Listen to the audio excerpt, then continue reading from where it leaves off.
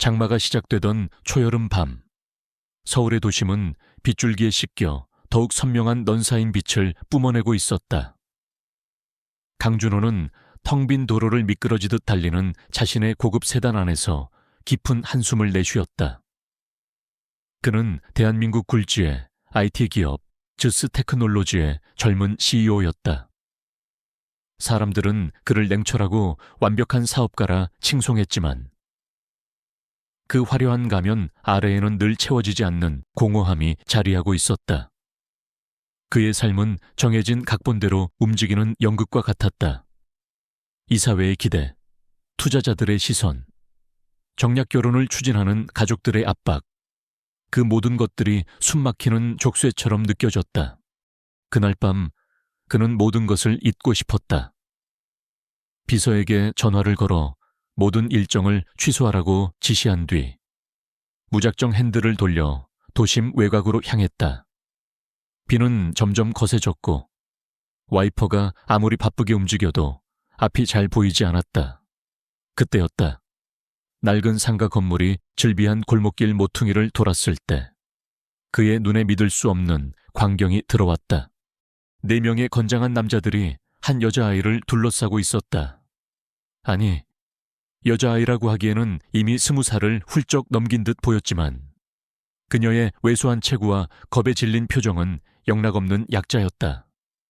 그들은 고압적인 태도로 그녀를 몰아쓰고 있었고 빗물에 젖은 그녀의 옷은 이미 흙탕물로 얼룩져 있었다.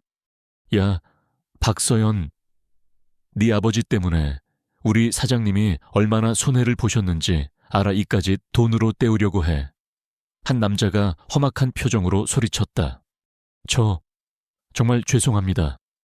하지만 지금은 이것밖에 없어요. 다음 달까지 꼭 나머지를 갚겠습니다. 그녀의 목소리는 미약했고 떨림이 고스란히 전해졌다. 다음 달 헛소리 집어치워 오늘 전부 갚든지 아니면 오늘부터 우리랑 같이 가야지. 내 몸으로라도 갚아야 할 거 아냐. 또 다른 남자가 비열한 웃음을 흘리며 그녀의 팔을 거칠게 잡았다. 서연은 온몸이 얼어붙는 듯한 공포에 휩싸였다. 그녀의 아버지는 오래전 병으로 세상을 떠났지만 그가 남긴 빚은 악몽처럼 그녀를 쫓아다녔다. 그녀는 홀로 시장에서 작은 반찬 가게를 운영하며 빚을 갚아왔지만 그들의 요구는 끝이 없었다. 아니에요, 제발 이러지 마세요. 서연은 필사적으로 저항했지만 그녀의 힘으로는 역부족이었다. 남자는 그녀를 길바닥에 넘어뜨렸고 그녀는 날카로운 돌멩이에 발목을 부딪혀 고통스러운 신음을 흘렸다. 빗물이 그녀의 눈물인지 빗물인지 구분할 수 없었다. 강준호는 차 안에서 그 모든 상황을 지켜보고 있었다. 처음에는 그저 흔한 채권 추심 현장이라 생각했지만 그녀가 고통스럽게 넘어지는 순간 그의 내면에 잠들어 있던 무언가가 깨어났다. 어릴 적 약자에게 가해지는 폭력을 보며 무력했던 기억이 겹쳐졌다. 그는 더 이상 이 상황을 외면할 수 없었다. 끼익! 그의 고급 세단은 거친 소리를 내며 그들 앞에 멈춰 섰다. 준호는 망설임 없이 채서 내렸다. 검은색 코트를 입은 그의 모습은 어둠 속에서도 위압적이었다. 그는 차분하지만 단호한 목소리로 입을 열었다. 지금 뭐 하는 짓들이야. 4명의 남자들은 갑작스러운 등장에 당황하며 그를 쳐다보았다. 그들은 준호의 세련된 외모와 값비싼 코트를 보고 잠시 주춤했지만 이내 경계심을 드러냈다. 이봐, 아저씨, 남의 일에 상관하지 말고 가던 길 가쇼.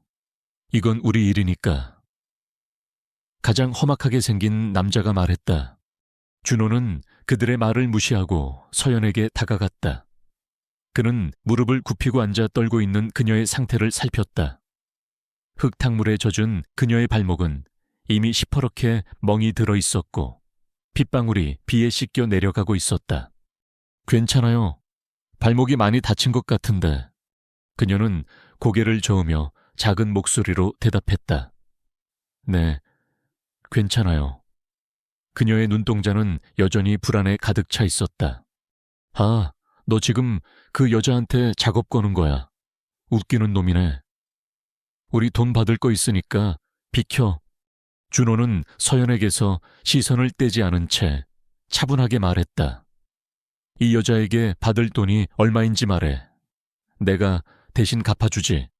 그의 말에 남자들은 코웃음을 쳤다. 하하, 대단한 정의의 사도 납셨네.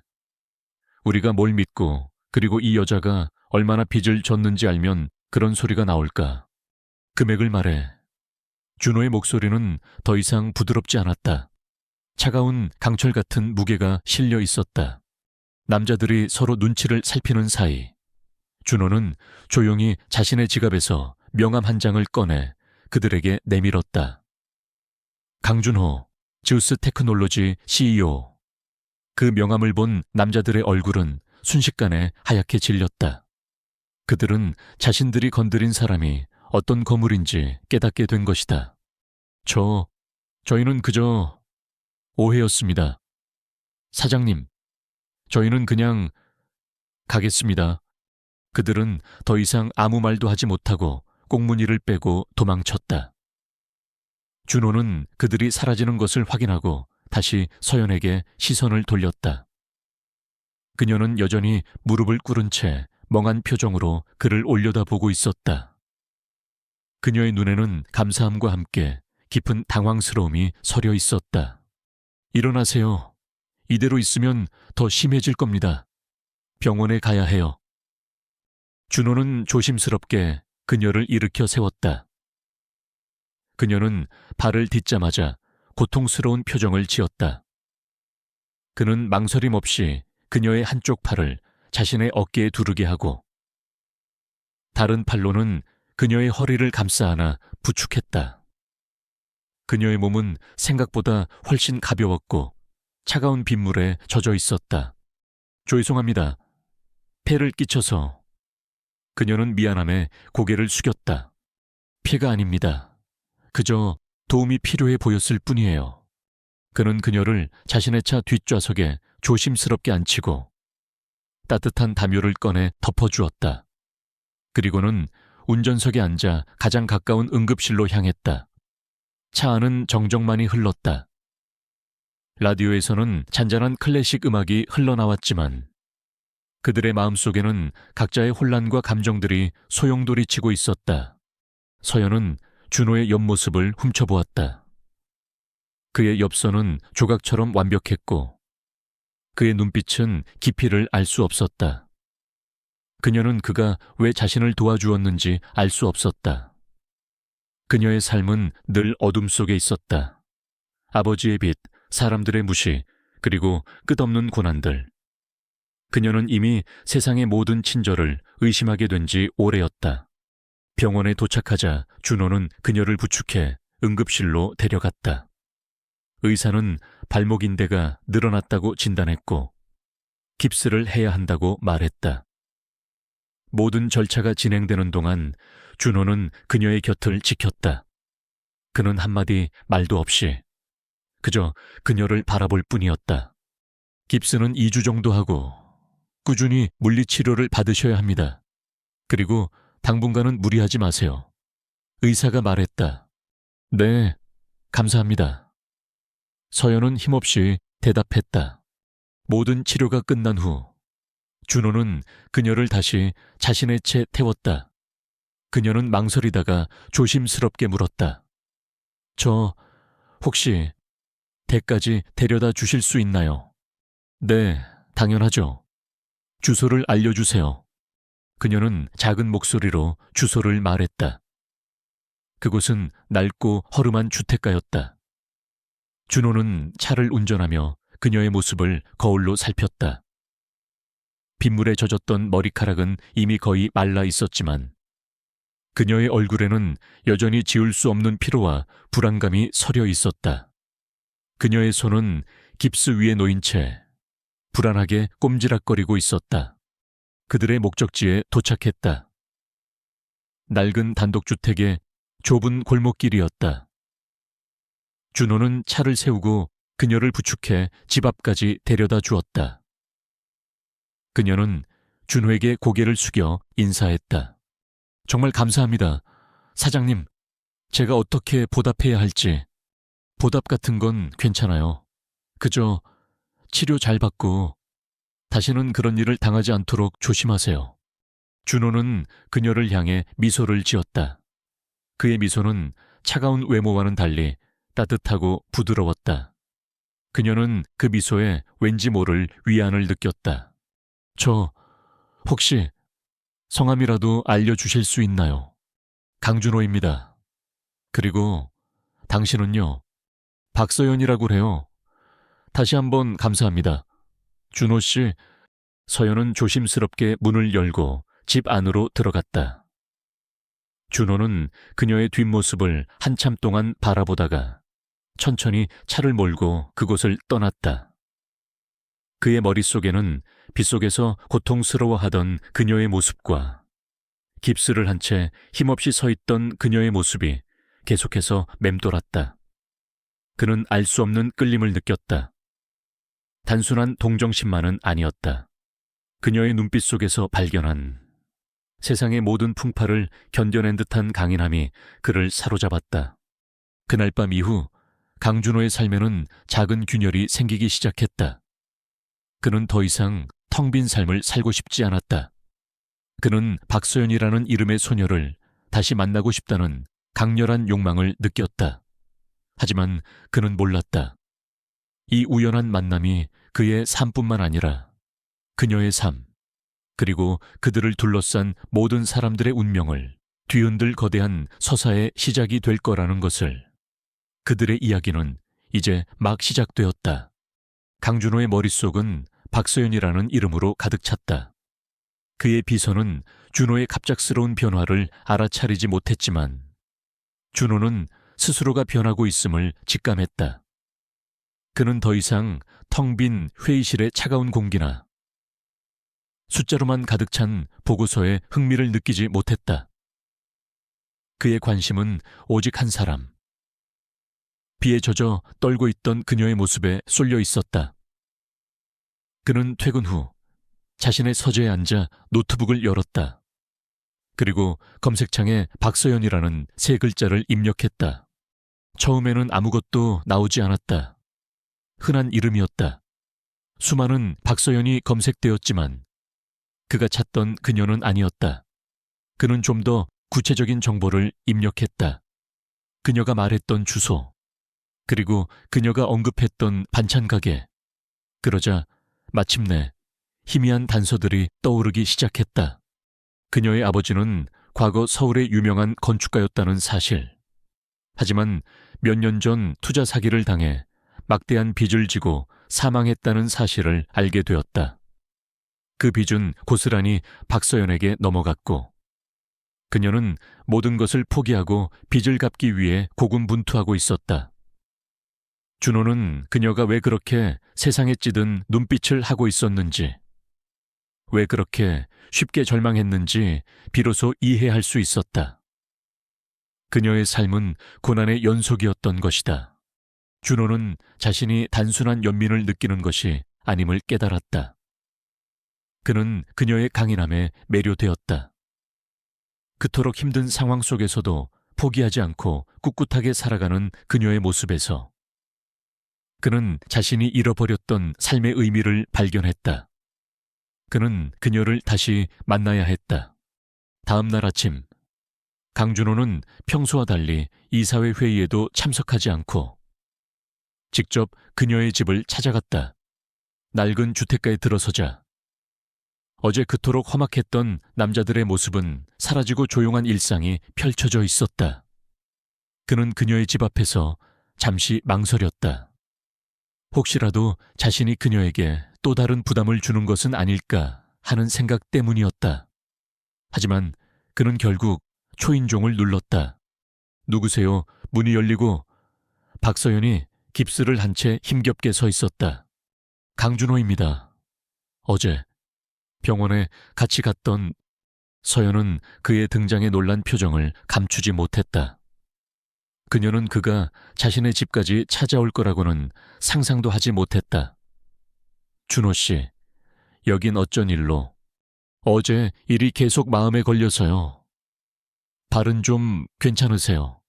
네, 많이 좋아졌어요. 어제 정말 감사합니다. 그녀는 황급히 그에게 차라도 한 잔 권하고 싶었지만 집 안은 손님을 맞을 형편이 아니었다. 좁고 낡은 집, 초라한 자신의 모습이 부끄러워 서연은 문을 조금 더 닫았다. 준호는 그런 그녀의 마음을 읽었는지 부드러운 목소리로 말했다. 괜찮습니다. 부담 갖지 마세요. 그냥 깁스 때문에 불편하실 텐데 혹시 필요하신 거라도 있으신지 해서요. 아니요, 괜찮아요. 정말 괜찮습니다. 이미 충분히 도와주셨어요. 그녀는 그의 호의를 거절했다. 낯선 사람의 친절에 익숙하지 않은 그녀는 그의 따뜻함이 오히려 부담스러웠다. 준호는 더 이상 그녀를 곤란하게 만들고 싶지 않았다. 그는 조용히 물러섰다. 하지만 그는 포기하지 않았다. 그는 자신의 비서에게 박서연의 가게를 찾아내라고 지시했다. 그리고 다음 날 그는 직접 그녀의 가게를 찾아갔다. 낡은 시장 골목, 작은 반찬 가게. 가게의 간판에는 서연네 손맛띠라는 정겨운 글씨가 쓰여 있었다. 준호는 깁스를 한 채 힘겹게 반찬을 만들고 있는 그녀의 모습을 보았다. 그녀는 여전히 초라했지만 그 모습에서 엿보이는 삶에 대한 의지는 그를 더욱 매료시켰다. 그는 가게 안으로 들어섰다. 안녕하세요. 반찬 좀 사러 왔습니다. 서연은 고개를 들었다가 준호의 얼굴을 보고 또다시 놀랐다. 준호 씨, 여긴 어떻게? 찾는 건 어렵지 않았어요. 발은 좀 어떠세요? 이 상태로 일하는 건 무리일 텐데. 괜찮아요. 앉아서 하는 일이라서. 그녀는 애써 미소를 지었지만 그의 걱정 어린 시선에 마음 한구석이 따뜻해졌다. 그날 이후 준호는 매일 그녀의 가게를 찾았다. 처음에는 반찬을 사러 오는 손님처럼 행동했지만 점차 그녀에게 자신의 진심을 보이기 시작했다. 그는 그녀의 가게 일을 도왔다. 무거운 반찬통을 옮겨주고 손님들의 주문을 대신 받아주기도 했다. 서연은 처음에는 그의 도움을 거절했지만 그의 진심 어린 눈빛과 따뜻한 손길에 점차 마음을 열기 시작했다. 그들은 함께 반찬을 만들고 이야기를 나누었다. 준호는 자신의 화려한 삶에 대해 한마디도 하지 않았다. 그저 그녀의 이야기에 귀를 기울였다. 서연은 자신의 과거와 아버지의 빚, 그리고 그녀를 괴롭혔던 사람들에 대해 털어놓았다. 준호는 그녀의 이야기에 깊이 공감하며 그녀의 아픔을 함께 나누었다.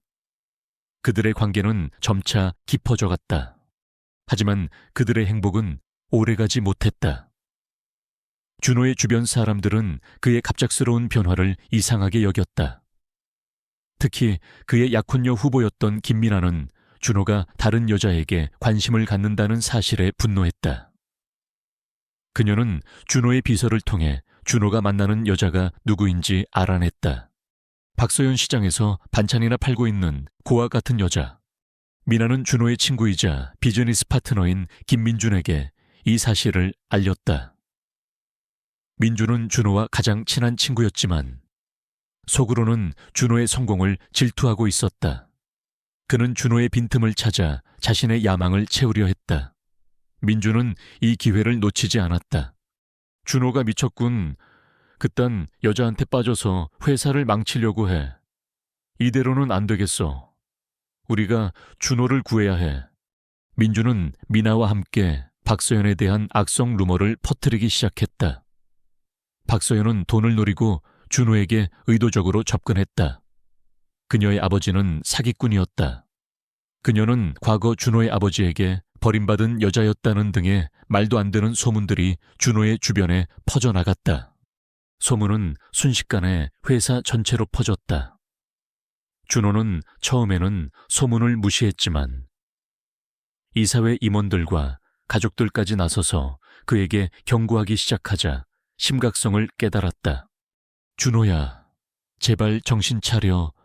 그 여자는 너랑 어울리는 사람이 아니야. 너의 미래를 망치려고 하는 거라고. 준호의 아버지가 말했다.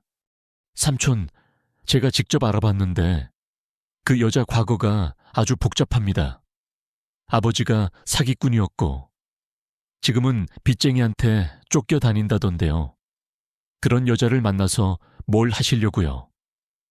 민준이 걱정하는 척하며 준호에게 말했다.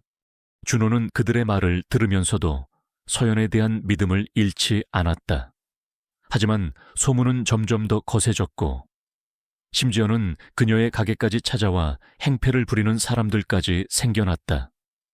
서연은 자신의 존재 때문에 준호가 어려움을 겪는다는 사실에 죄책감을 느꼈다. 그녀는 준호에게 피해를 주고 싶지 않았다. 어느 날 저녁 서연은 준호에게 전화를 걸었다.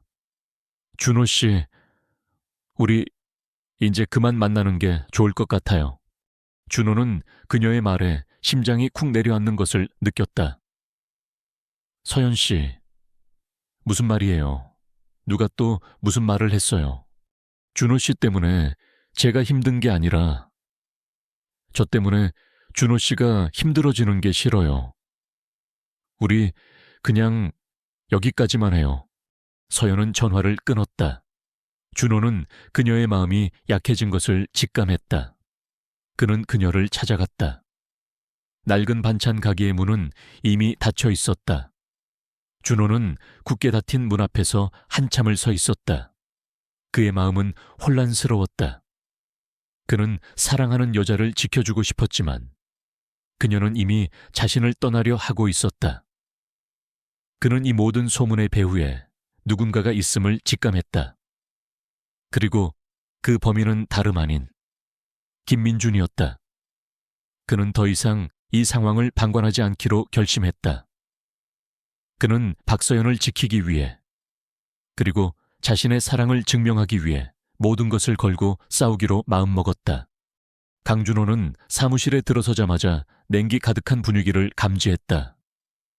평소라면 활기 넘치던 직원들의 얼굴에는 어색한 긴장감이 감돌았다. 그는 굳은 표정으로 비서실장 김성훈을 불렀다. 김 실장은 잔뜩 주눅든 얼굴로 준호 앞에 섰다. 이게 무슨 상황입니까? 김 실장. 준호의 목소리는 낮았지만 그 속에 담긴 분노는 폭풍 전의 고요함처럼 무거웠다. 죄송합니다. 사장님, 저도 모르는 사이에 소문이. 김 실장은 말을 잇지 못했다. 누가 소문을 퍼뜨렸는지 알아내요. 당장. 네, 이미 알아보고 있습니다만 여러 경로로 동시에 퍼진 것 같습니다. 준호는 김 실장의 말을 듣고 확신했다. 이것은 우연히 발생한 소문이 아니었다. 누군가 의도적으로 그리고 체계적으로 박서연을 공격하고 자신을 압박하려는 계획이었다. 그의 눈빛은 차갑게 빛났다. 그는 가장 먼저 김민준을 떠올렸다. 오랫동안 그의 친구이자 조력자였던 민준의 배신에 준호는 깊은 실망과 함께 분노를 느꼈다. 그는 망설이지 않고 민준에게 전화를 걸었다. 지금 당장 내 사무실로 와. 전화를 끊고 얼마 지나지 않아 김민준이 특유의 여유로운 미소를 지으며 준호의 사무실 문을 열었다. 무슨 일이야? 준호. 그렇게 급하게 부르고 박서연에 대해 떠도는 소문 자네 짓이지. 준호는 단도직입적으로 물었다. 민준은 한순간 미소를 거두었지만 이내 능청스럽게 웃었다. 무슨 소리야? 준호, 나는 자네를 진심으로 걱정해서 하는 말이야. 그 여자의 과거는. 거짓말 마. 자네가 아니면 누가 이런 짓을 하겠어. 처음부터 나를 질투했었지. 내 옆자리가 탐났었나. 준호의 날카로운 말에 민준의 가면은 완전히 벗겨졌다. 그의 얼굴에는 감추려 했던 질투와 악의가 드러났다. 그래, 맞아. 네가 가진 모든 것이 부러웠어. 완벽한 배경, 모든 것을 손에 넣는 능력, 그리고 이제는 나한테까지 영향력을 행사하려 해. 그딴 여자 하나 때문에 나를 의심해. 우리가 함께 이룬 즈우스 테크놀로지는 어디 가고. 고작 시장바닥 여자한테 눈이 멀어서. 닥쳐. 준호는 민준의 말을 끊었다. 내가 만든 회사를 너는 감히 탐낼 수 없어. 그리고 박소연 씨에 대한 모욕은 참을 수 없어. 이사회에 보고하고 자네를 모든 직위에서 해임시킬 거야. 그리고 법적 책임을 물을 수도 있어. 민준은 준호의 단호한 태도에 당황했다. 그는 준호가 이렇게까지 나올 줄은 몰랐다. 준호, 내가 잘못했어. 한 번만 용서해줘. 친구잖아. 친구 이제 우리 사이에 그런 말은 필요 없어. 나가. 민준은 분노에 찬 얼굴로 준호의 사무실을 뛰쳐나갔다. 그의 뒤로 굳게 닫힌 문은 그들의 우정이 영원히 끝났음을 알리는 신호였다. 준호는 곧바로 김 실장에게 지시했다. 회사 내부망에 공식 성명서를 게시해요.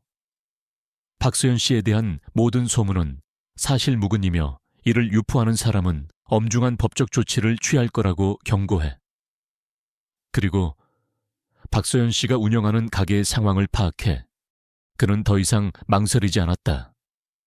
소문이 아무리 거세도 그는 박소연을 지켜야만 했다. 그는 그녀의 가게로 향했다. 며칠 전만 해도 정겨움이 넘치던 가게는 굳게 닫혀 있었다.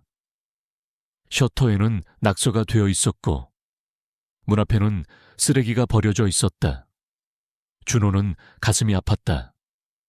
자신의 무능함이 그녀를 이토록 힘들게 만들었다는 죄책감이 그를 덮쳤다. 그는 굳게 닫힌 문 앞에서 한참을 서 있었다. 그때 근처에서 청소를 하던 할머니가 준호에게 다가왔다. 젊은이, 서연이 찾는 건가? 네, 할머니. 서연 씨는 어디 계신가요? 며칠 전부터 가게 문을 닫고 안 보여. 소문 때문에 사람들이 와서 행패를 부리고 너무 힘들어 하더라고. 아마 친척 집으로 갔을 거야. 준호는 할머니의 말을 듣고 서연이 더 이상 이곳에 머물 수 없을 정도로 고통받았다는 사실을 깨달았다. 그는 그녀에게 전화를 걸었다.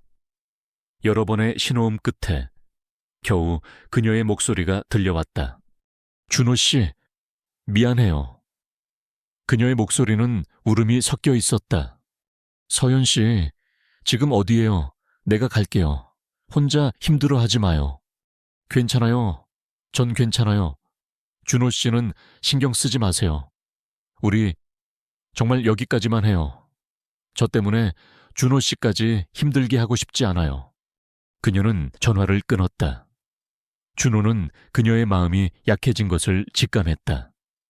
그는 그녀의 휴대전화 신호를 추적해 그녀가 있는 곳을 알아냈다. 그녀는 서울 외곽의 한 오래된 모텔에 머물고 있었다. 준호는 망설임 없이 그곳으로 차를 몰았다. 낡고 허름한 모텔, 차가운 복도, 그리고 불안에 떨고 있는 그녀의 모습. 준호는 문을 열고 들어서자마자 침대에 웅크리고 앉아있는 그녀를 발견했다. 그녀의 눈은 붉게 충혈되어 있었고 얼굴은 창백했다. 서연 씨, 괜찮아요. 그녀는 준호의 목소리에 고개를 들었다. 왜 여기까지 왔어요? 돌아가요. 제발. 돌아가지 않을 겁니다. 내가 당신을 이렇게 만들었어요. 내가 당신을 지켜주지 못했어요. 준호는 그녀에게 다가가 조심스럽게 그녀의 손을 잡았다. 그녀의 손은 차가웠고 미세하게 떨리고 있었다. 준호 씨는 아무 잘못 없어요. 제가 문제예요. 전 늘 이렇게 살아왔어요. 빚과 소문에 시달리며 혼자서 모든 것을 감당해야 했어요. 이제 준호 씨까지 제 삶에 끌어들이고 싶지 않아요. 아니요, 서연 씨. 당신은 혼자가 아니에요. 이제 내가 옆에 있잖아요. 내가 당신을 지켜줄게요. 모든 소문의 진실을 밝히고 당신의 억울함을 풀어줄게요. 나를 믿어줘요. 준호의 진심 어린 눈빛의 서연은 결국 눈물을 쏟아냈다. 그녀는 그동안 억눌러 왔던 슬픔과 고통을 터뜨렸다. 준호는 말없이 그녀를 따뜻하게 안아주었다. 그의 품은 그녀에게 세상의 모든 폭풍우를 막아줄 것만 같은 따뜻함과 안정감을 주었다. 준호는 그녀를 데리고 모텔을 나왔다. 그는 그녀를 자신의 집으로 데려가고 싶었지만 그녀는 거절했다. 아직은 무서워요. 사람들의 시선이. 준호는 그녀의 마음을 이해했다. 그는 그녀를 호텔로 데려갔다. 가장 안전하고 편안한 곳. 그는 그녀를 호텔에 남겨두고 다시 회사를 향해 출발했다. 그의 마음속에는 이제 더 이상 혼란은 없었다. 오직 한 가지 목표만이 남아있었다. 박서연을 지키고 그녀의 억울함을 풀어주는 것. 그리고 이 모든 것을 계획한 김민준에게 응당한 대가를 치르게 하는 것.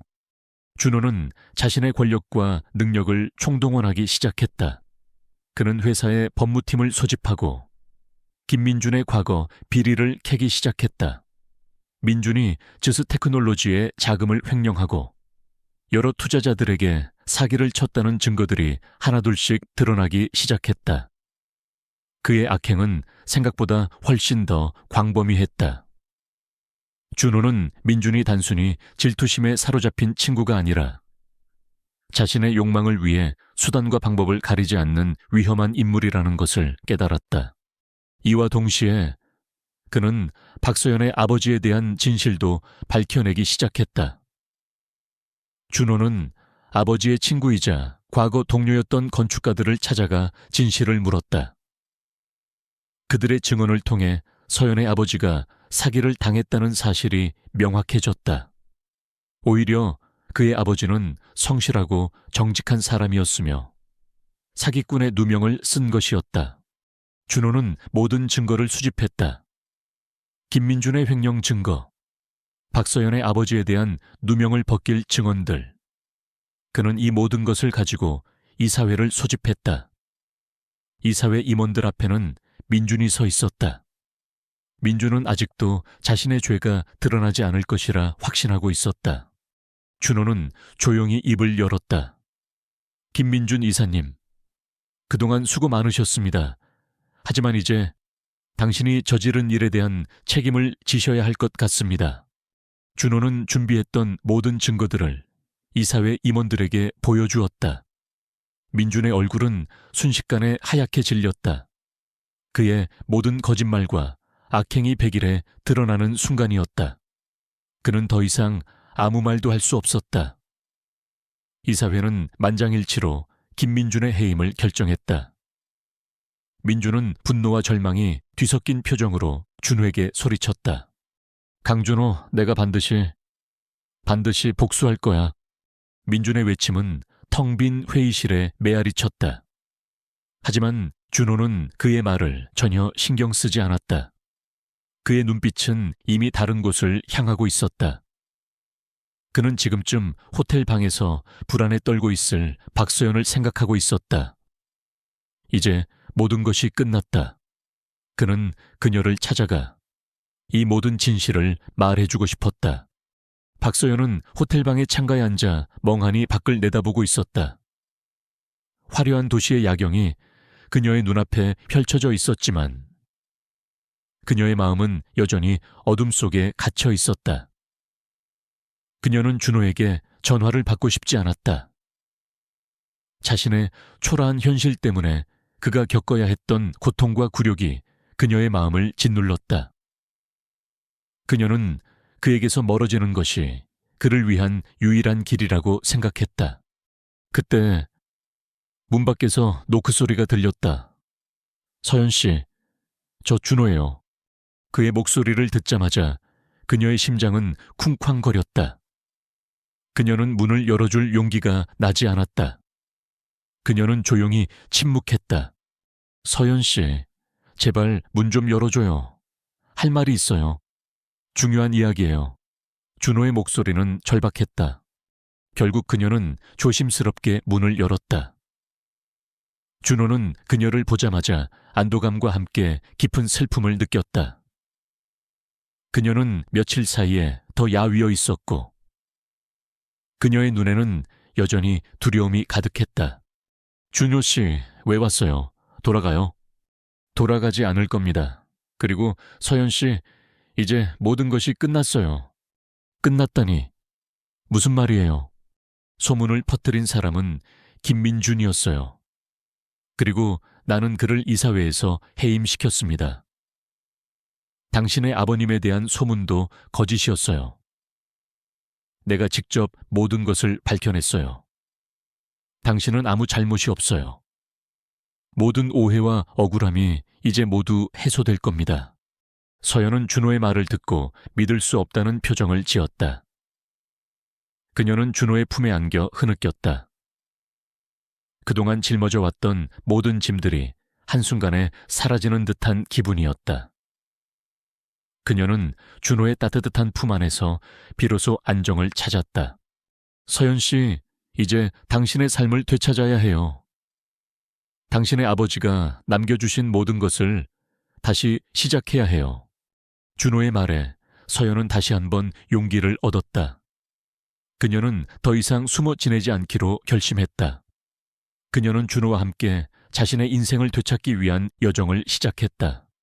그녀의 첫 번째 목표는 아버지의 명예를 회복하는 것이었다. 준호는 그녀의 아버지가 과거에 일했던 회사와 투자 사기 사건의 진실을 파헤치는 것을 도왔다. 그들은 법무팀과 함께 아버지의 유품을 뒤져 새로운 증거를 찾아냈다. 아버지의 일기장과 서류 더미 속에서 서연은 아버지가 사기를 당하기 직전 자신의 모든 것을 정리하고 있었음을 알게 되었다.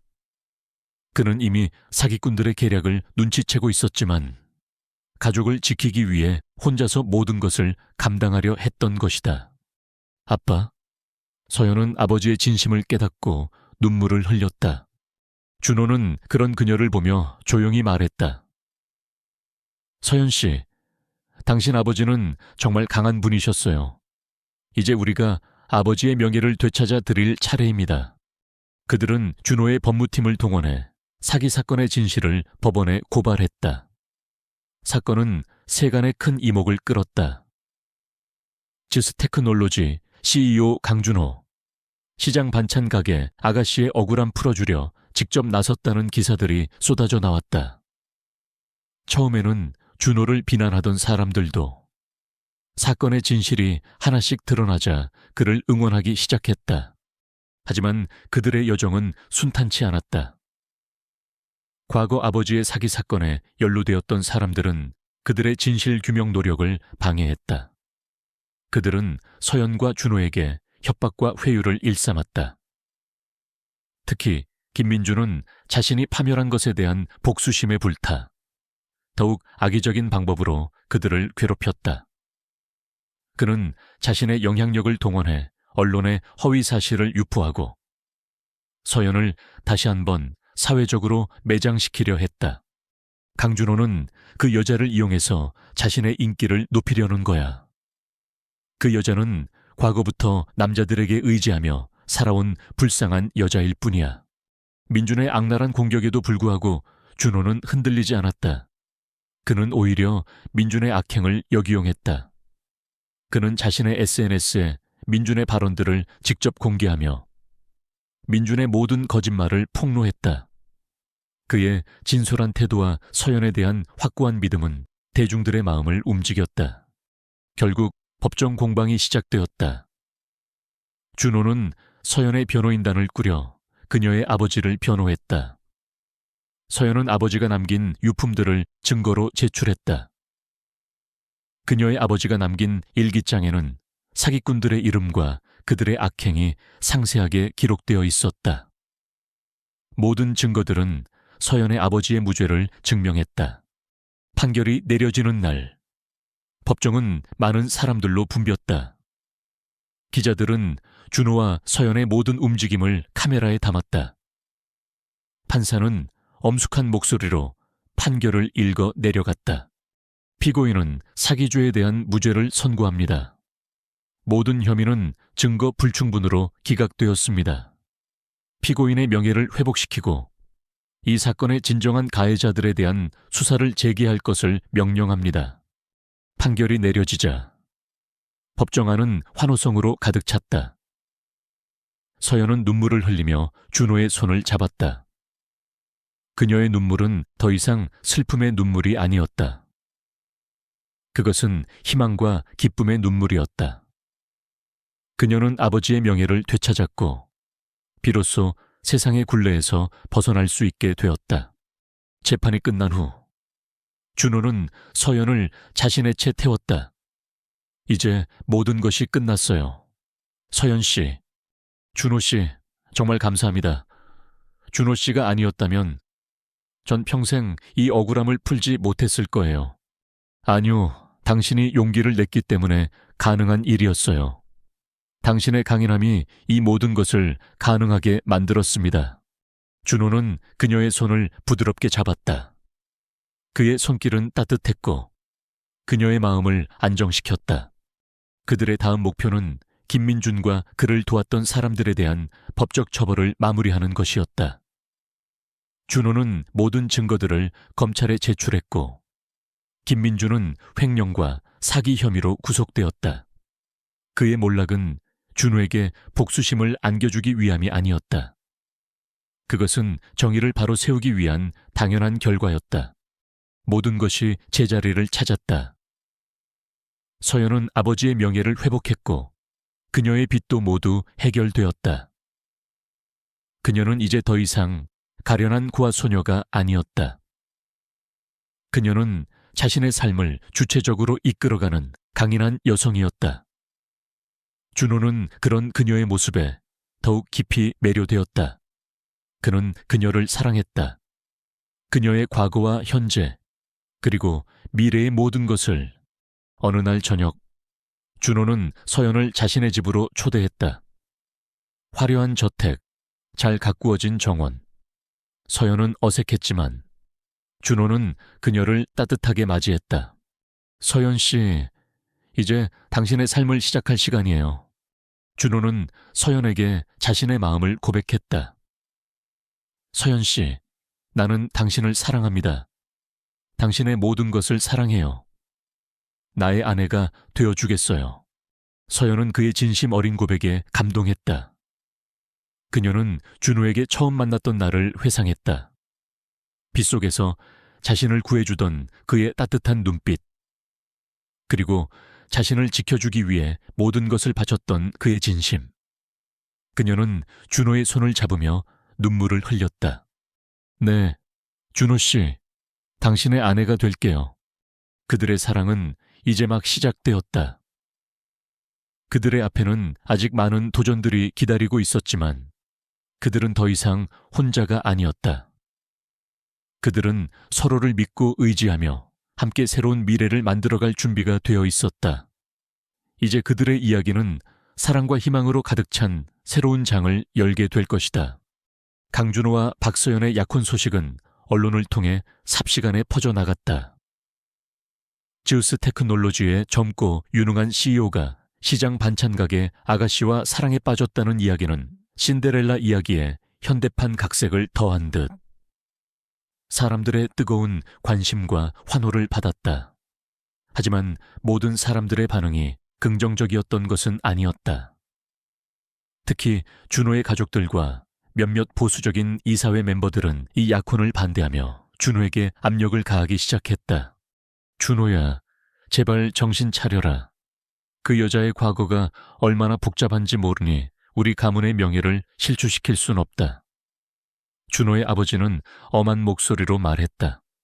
아버님, 저는 서연 씨를 사랑합니다. 그녀의 과거는 그녀의 잘못이 아닙니다. 오히려 그 힘든 시간을 꿋꿋하게 이겨낸 그녀의 강인함에 저는 반했습니다. 강인함, 네가 모르는 게 있어. 그 여자의 아버지가 우리 회사의 경쟁사인 블랙홀 엔터프라이즈와 연관이 있다는 소문도 돌고 있다. 그 여자가 스파이일 수도 있어. 준호의 아버지는 자신의 정보망을 통해 입수한 출처가 불분명한 소문을 준호에게 전했다. 준호는 아버지가 왜 그런 말을 하는지 이해할 수 있었다. 그들은 김민준의 파멸 이후 박서연을 공격하기 위한 새로운 카드로 그녀의 아버지 과거를 이용하고 있었다.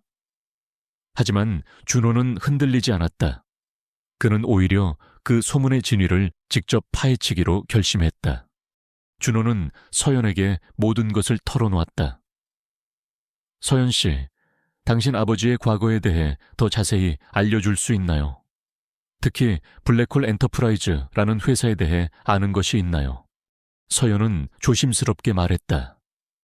블랙홀 엔터프라이즈, 아버지가 돌아가시기 전에 그 이름을 몇 번 언급하신 적이 있어요.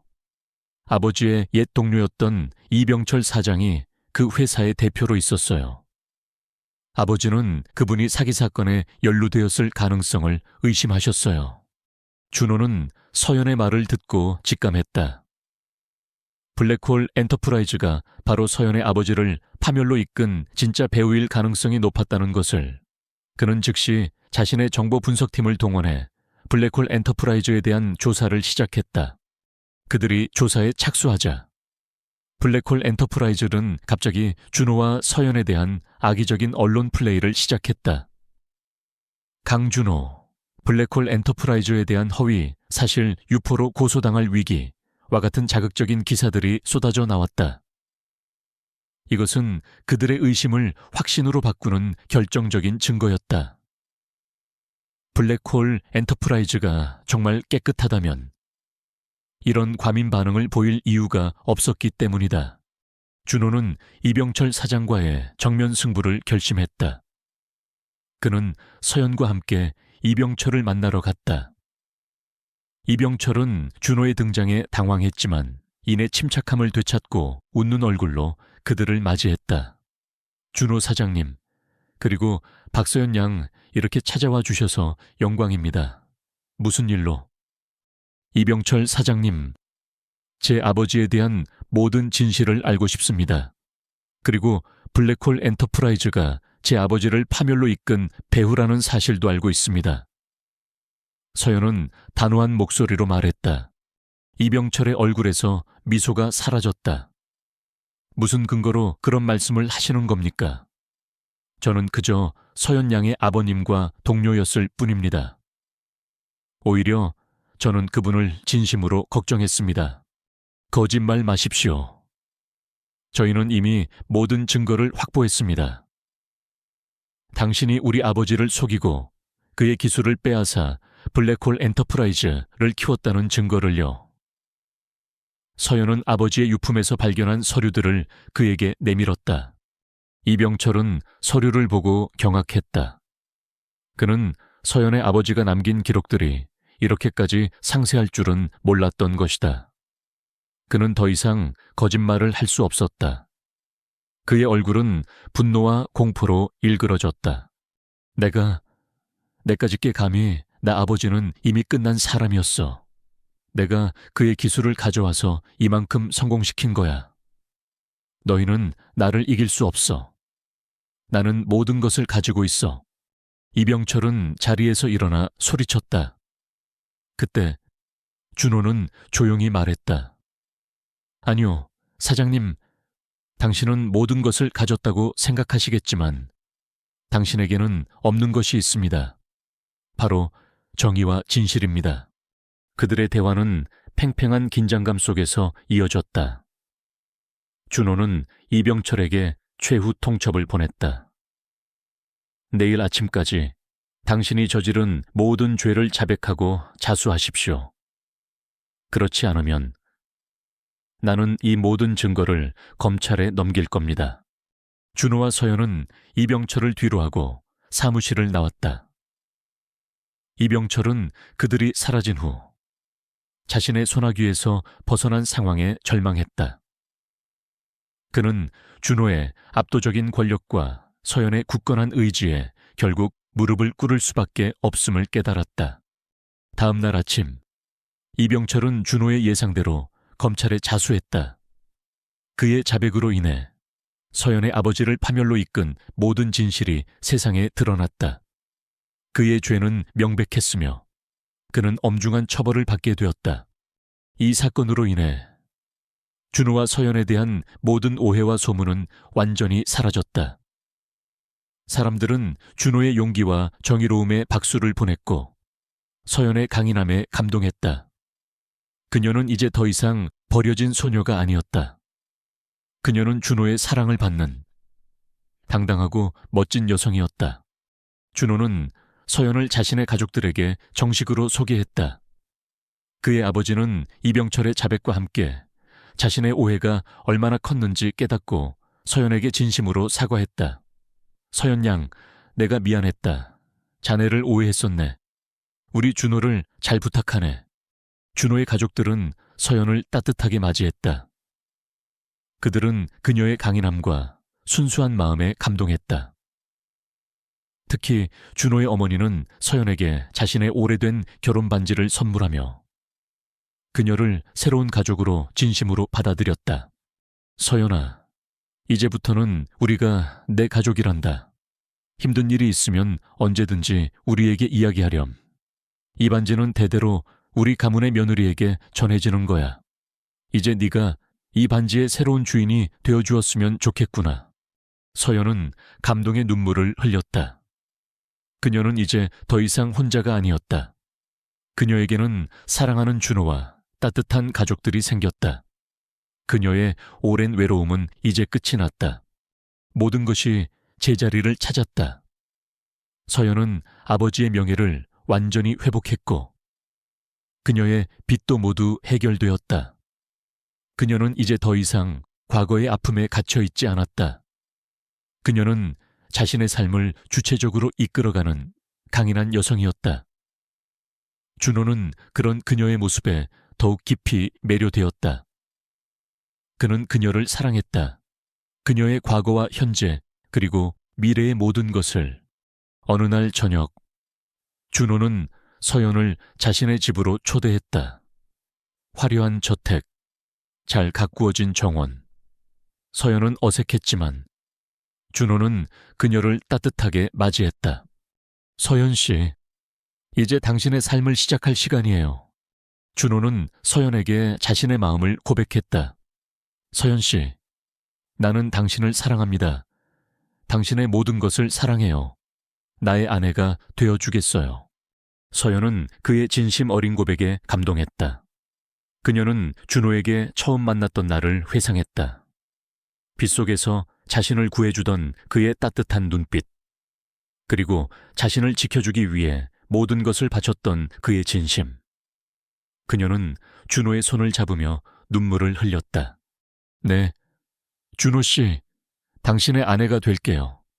그들의 사랑은 이제 막 시작되었다.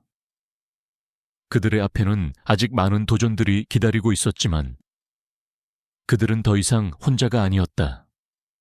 그들은 서로를 믿고 의지하며 함께 새로운 미래를 만들어갈 준비가 되어 있었다. 이제 그들의 이야기는 사랑과 희망으로 가득 찬 새로운 장을 열게 될 것이다. 강준호는 박서연을 향한 자신의 사랑을 세상에 증명하고 싶었다. 단순히 화려한 결혼식을 올리는 것만으로는 부족했다. 그는 그녀가 겪었던 모든 고통과 상처를 어루만지고 그녀의 발에 난 흉터마저도 자신의 사랑으로 감싸 안고 싶었다. 그에게는 그 상처가 그녀의 강인함을 상징하는 훈장처럼 느껴졌다. 그는 가장 진심이 담긴 방법으로 그녀에게 청혼하기로 마음먹었다. 그날 저녁, 준호는 서연을 처음 만났던 그 낡은 골목길로 데려갔다. 장마가 끝나고 맑게 갠 하늘 아래. 그곳은 더 이상 어둡고 축축한 장소가 아니었다. 골목길 곳곳에는 준호가 미리 준비해둔 작은 조명들이 은은하게 빛나고 있었다. 그 빛들은 마치 그들의 사랑이 시작된 순간을 축복하는 별들처럼 보였다. 준호 씨, 왜 여기에? 서연은 영문을 모른 채 준호를 바라보았다. 이곳이 바로 우리가 처음 만난 곳이잖아요. 내 삶의 새로운 시작이 된 곳. 준호는 그녀의 손을 잡고 부드럽게 말했다. 준호는 그녀를 데리고 그녀가 넘어졌던 바로 그 자리로 향했다. 그곳에는 흙탕물에 젖은 돌멩이 대신 하얀 장미꽃잎들이 흩뿌려져 있었다. 서연은 그 자리에 서서 그날의 아픈 기억을 떠올렸다. 자신이 비를 맞으며 절망에 빠져 있을 때 한 줄기 빛처럼 나타나 자신을 구해준 준호의 모습이 생생하게 떠올랐다. 준호는 서연의 앞에 무릎을 꿇었다. 그의 행동에 서연은 당황하며 그를 일으켜 세우려 했다. 준호 씨, 이러지 마요. 사람들이 볼 수도 있어요. 하지만 준호는 그녀의 손을 잡고 고개를 들었다. 그의 눈빛은 흔들림 없는 진심으로 가득 차 있었다. 그는 자신의 손으로 그녀의 발을 조심스럽게 들었다. 그녀의 발목에는 아직도 그날의 상처가 희미하게 남아 있었다. 준호는 그 흉터에 조심스럽게 입을 맞추었다. 서연 씨, 당신의 이 상처는 당신이 얼마나 강한 사람인지 보여주는 증거입니다. 나는 당신의 과거의 아픔까지도 사랑합니다. 당신이 겪었던 모든 고통을 내가 평생 감싸주고 싶어요. 그의 따뜻한 입맞춤에 서연은 온몸에 전율을 느꼈다. 그녀는 그의 진심이 느껴졌다. 세상의 모든 사람들이 그녀를 버려진 소녀라 비난하고 그녀의 상처를 조롱할 때 이 남자는 그녀의 상처를 사랑으로 어루만져 주고 있었다. 준호는 자신의 주머니에서 작은 상자를 꺼냈다. 상자 안에는 영롱하게 빛나는 다이아몬드 반지가 들어있었다. 서연 씨, 나와 결혼해 주겠어요. 당신의 평생을 함께할 동반자가 되고 싶습니다. 당신의 손을 잡고 당신의 발이 아프지 않도록 평생 함께 걸어가고 싶습니다. 서연은 감동의 눈물을 흘리며 고개를 끄덕였다. 네, 준호 씨, 당신의 아내가 될게요. 준호는 그녀의 손에 반지를 끼워주었다. 반지는 그녀의 손가락에 완벽하게 들어맞았다. 그들의 사랑은 이제 세상의 모든 오해와 편견을 뛰어넘어 가장 아름다운 결실을 맺게 되었다. 이 소식은 곧바로 언론에 보도되었다. 즈스 테크놀로지의 강준호 CEO, 버려진 소녀의 상처 입은 발에 입 맞추며 공개 청혼이라는 제목의 기사들은 순식간에 인터넷을 뜨겁게 달구었다. 사람들은 그의 진심 어린 행동에 깊은 감동을 받았다. 그들의 사랑은 단순한 로맨스를 넘어 진정한 사랑의 의미를 보여주는 상징이 되었다. 준호 사장님, 정말 대단하십니다. 그런 행동을 하실 수 있는 사람은 세상에 많지 않을 겁니다. 준호의 비서는 진심으로 그를 존경하는 눈빛으로 말했다. 나는 그저 내 사랑하는 여자를 지켜주고 싶었을 뿐이야. 그녀가 겪었던 모든 아픔을 내가 함께 나누고 싶었을 뿐이고, 준호는 자신의 행동에 대해 쑥스러워했지만 그의 마음은 평화로웠다. 그는 이제야 비로소 자신이 진정으로 원하는 삶을 살고 있다는 것을 깨달았다. 화려한 가면을 벗고 한 사람의 남자로서 사랑하는 여자를 지키는 것, 그것이 바로 그가 진정으로 추구했던 행복이었다. 서연은 준호의 청혼을 받은 후 더욱 강해졌다. 그녀는 준호의 사랑을 받으며 자신감을 되찾았다. 그녀는 더 이상 과거의 아픔에 갇혀 있지 않았다. 그녀는 이제 새로운 미래를 향해 힘차게 나아갈 준비가 되어 있었다. 그들의 결혼식 준비는 순조롭게 진행되었다. 모든 이들은 그들의 결혼을 축복했고 그들의 사랑을 응원했다. 김민준과 이병철은 그들의 행복을 질투하며 분노했지만 그들의 악인은 이미 준호와 서연의 사랑을 이길 수 없었다. 그들의 사랑은 모든 것을 이겨냈다. 준호는 서연에게 말했다. 서연 씨, 이제 우리의 행복을 위한 마지막 단계가 남았어요. 당신의 아버지가 남겨주신 꿈을 완성하는 것. 서연은 준호의 말에 눈을 빛냈다. 그녀는 준호와 함께 아버지의 기술을 바탕으로 새로운 회사를 설립했다. 아키텍트라는 이름의 그 회사는 서연의 주도 아래 준호의 전폭적인 지원을 받으며 빠르게 성장해 나갔다.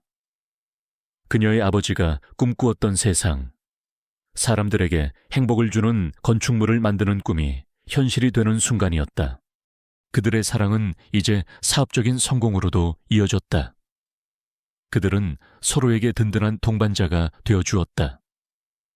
준호는 서연의 지혜와 강인함에 감탄했고, 서연은 준호의 능력과 사랑에 의지했다. 그들은 서로를 보완하며 더욱 완벽한 삶을 만들어 나갔다. 결혼식이 다가왔다. 그들의 결혼식은 세간의 화제였다. 수많은 사람들이 그들의 결혼을 축하하기 위해 모였다. 그들의 결혼식은 단순한 행사가 아니라 사랑과 정의가 승리했다는 것을 보여주는 축제였다. 준호는 턱시도를 입고 서연은 순백의 웨딩드레스를 입었다. 그녀의 얼굴에는 행복한 미소가 가득했다. 그녀는 이제 더 이상 버려진 소녀가 아니었다. 그녀는 한 남자의 진심 어린 사랑을 받은 세상에서 가장 행복한 신부였다. 그리고 그 남자는 그녀를 통해 삶의 진정한 의미를 깨달은 세상에서 가장 행복한 남자였다. 그들의 사랑은 모든 것을 가능하게 만들었다. 결혼식 날, 하늘은 그들의 사랑을 축복하듯 맑고 푸르렀다. 즈스 테크놀로지 본사의 야외 정원에서 열린 결혼식장에는 수많은 하객들이 모여들었다.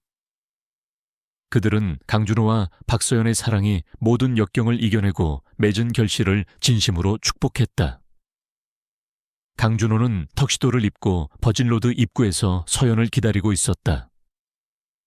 그의 얼굴에는 긴장감과 함께 평생 꿈꿔왔던 행복이 가득했다. 잠시 후 아름다운 웨딩드레스를 입은 서연이 아버지의 손을 잡고 나타났다.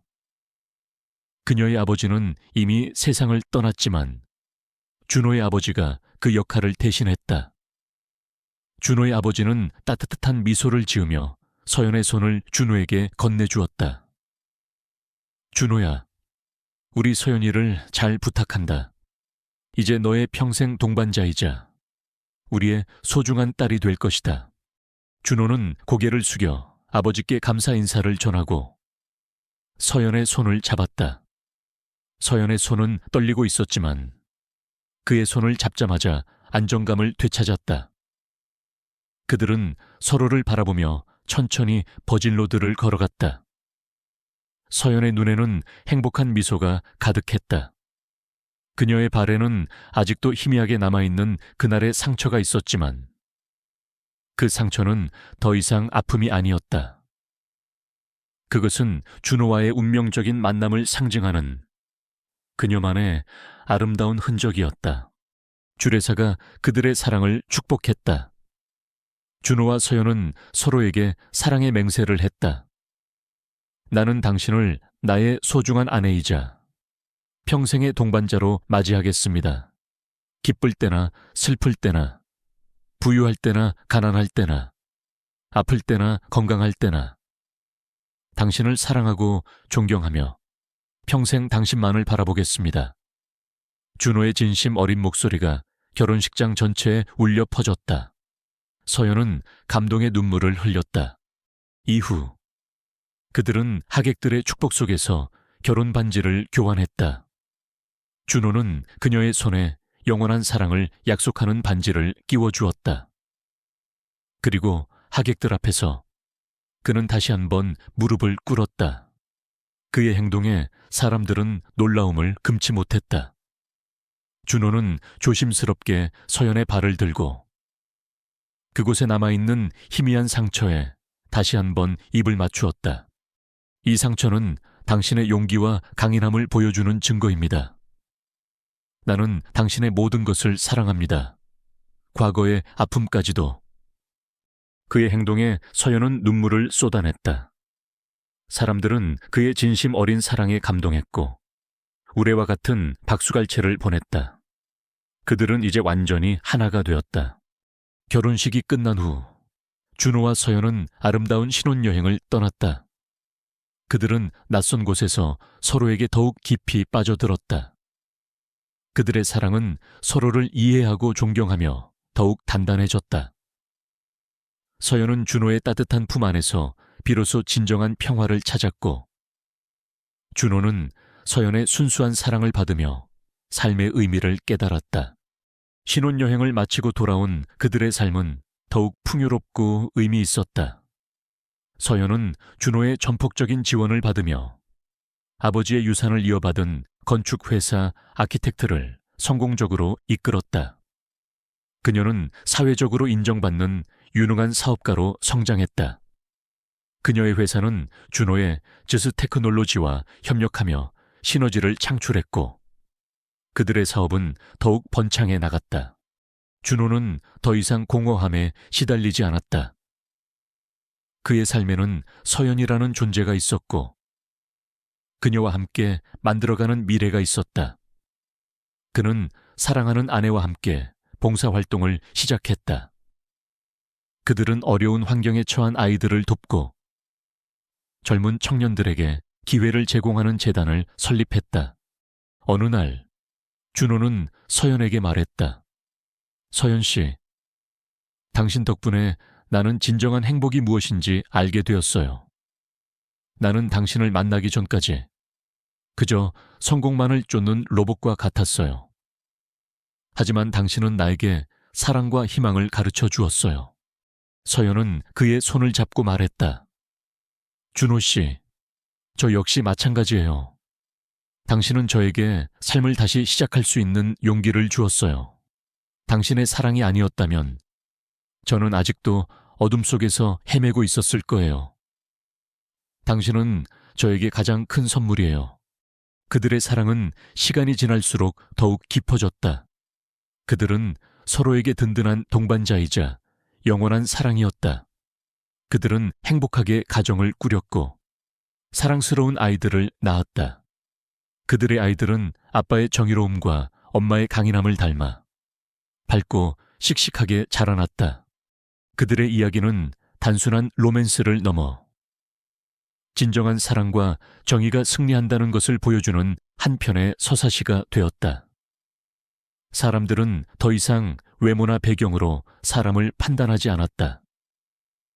그들은 준호와 서연의 이야기를 통해 진정한 가치는 내면의 아름다움과 강인함에 있다는 것을 깨달았다. 준호는 자신의 삶을 돌아보며 미소를 지었다.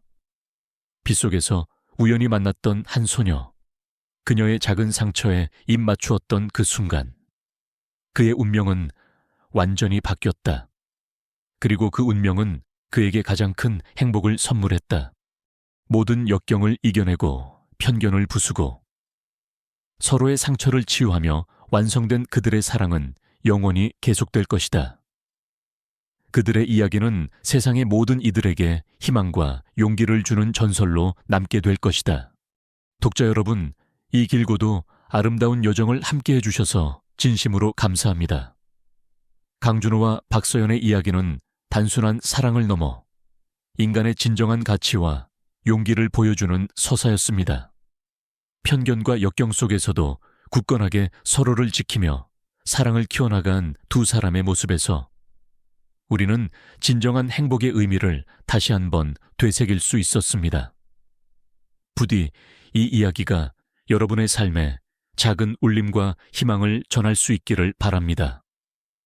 언젠가 다시 더 아름다운 이야기로 여러분을 찾아뵙겠습니다. 감사합니다.